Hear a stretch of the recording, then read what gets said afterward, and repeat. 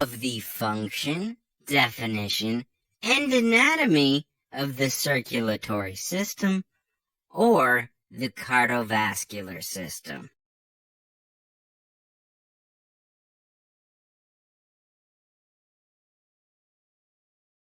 The circulatory system is comprised of the heart, the blood vessels, and the blood. It consists of two circuits that carry blood around, the smaller being the pulmonary circuit, which runs between the heart and the lungs, and the larger being the systemic circuit, which runs between the heart and the peripheral tissues.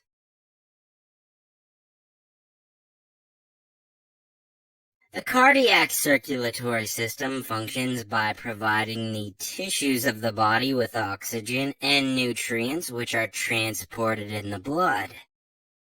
The pulmonary circuit carries the deoxygenated blood into the lungs, where the exchange of oxygen and carbon dioxide that the body has produced occurs before the blood returns back to the heart.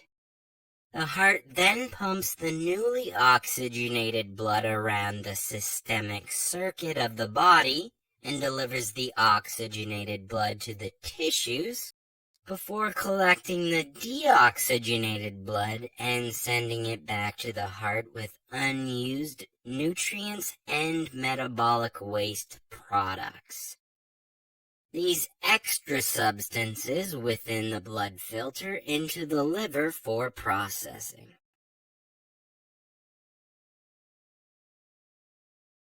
The heart is a muscle that acts as a pump.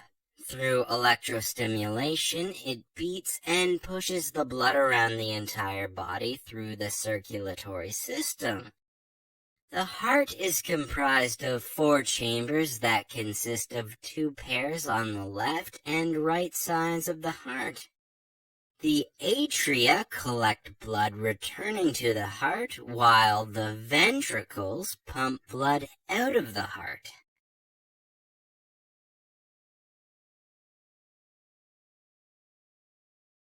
The valves in the heart prevent the backflow of blood into the chambers of the heart.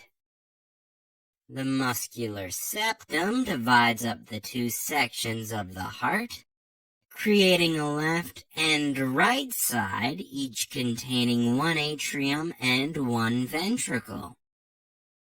The right side of the heart pumps deoxygenated blood, and the left side pumps oxygenated blood. The amount of blood in liters that is pumped out of the heart per minute is known as the cardiac output, which is around 5.6 liters in males and 4.9 liters in females. It can be calculated by multiplying the heart rate, which is the number of beats per minute, by the stroke volume, which is the amount of blood that collects in the ventricles when they are at full capacity and about to contract.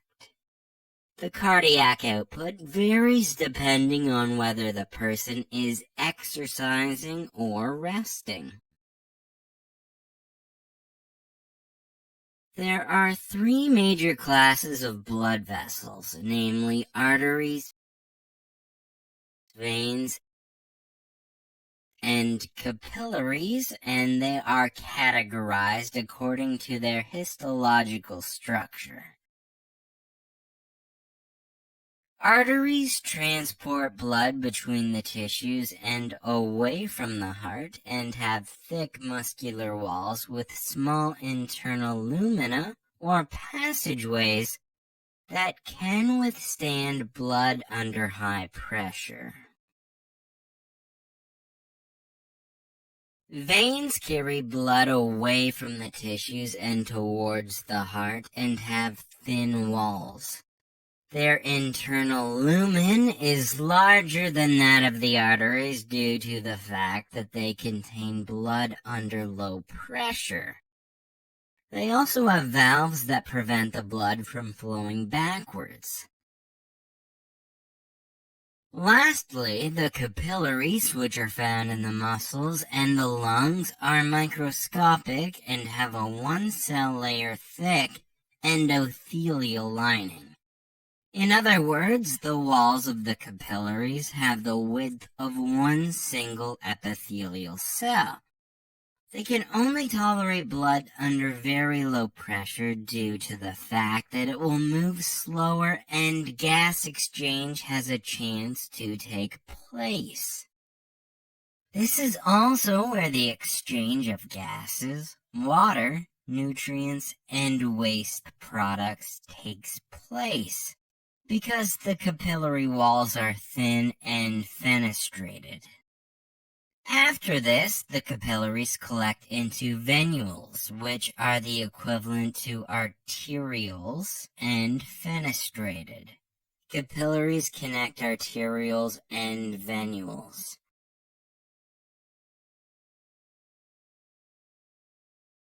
The blood is made up of four major components. The plasma is the fluid that surrounds the blood cells and helps transport carbon dioxide, hormones, and metabolic waste products. Red blood cells, which are also known as erythrocytes, are formed in the bone marrow and function mainly as oxygen carriers. White blood cells, or leukocytes, make up the body's immune system by producing antibodies and helping destroy harmful microorganisms. These cells are also created in the bone marrow. Lastly, platelets are cells that clump together to form blood clots and help protect the body by preventing bleeding. This video is more fun than reading a textbook, right? If you want more videos, interactive quizzes, articles, and an atlas of human anatomy, click on the Take Me to KenHub button.